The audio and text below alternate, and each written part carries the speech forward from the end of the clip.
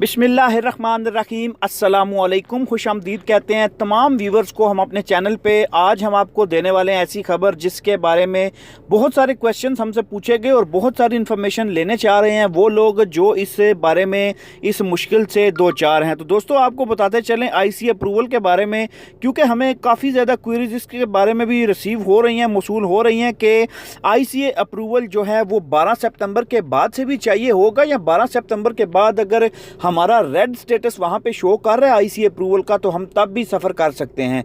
तो मैं आपको वीडियो के अंदर ऑलरेडी बता चुका हूं कल की वीडियो के अंदर कि आपके पास रेजिडेंस वीज़ा जो कि वैलिड रेजिडेंस वीज़ा है वो होना चाहिए और आईसीए की अप्रूवल जो है वो होनी चाहिए, तभी आप यहां पे सफ़र कर सकेंगे।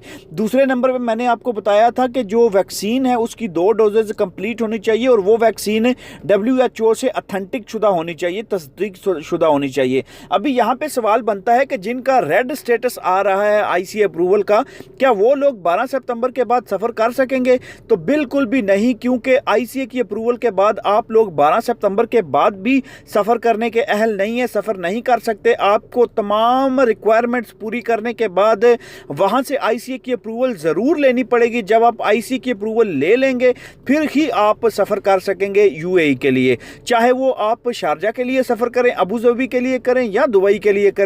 आपने टिकट लेना है, टिकट लेके सफ़र करेंगे। आपको 2 अप्रूवल वहाँ पे मिलेंगी, एक होगी आईसीए की अप्रूवल, एक होगी जीडीआरएफए की। ठीक है, तो इन 2 अप्रूवल के जो जिस स्टेट में भी आप सफ़र कर रहे हैं या जहाँ का भी आपका वीज़ा है उसके अकॉर्डिंग आपने अप्रूवल लेनी है और अप्रूवल लेके ही आप एलिजिबल होंगे सफ़र करने के लिए। मज़ीद जो अपडेट्स आएंगी मैं आपको चैनल के थ्रू बताता रहूँगा कि आपको जो आईसीए अप्रूवल है उसको कैसे आसानी के साथ आप ले सकते हैं। चैनल को सब्सक्राइब करना मत भूलिए, बेल आइकन दबा दीजिए, आपको लेटेस्ट वीडियोज़ इस चैनल पे मिलती रहेंगी। तो मिलते हैं नेक्स्ट वीडियो में।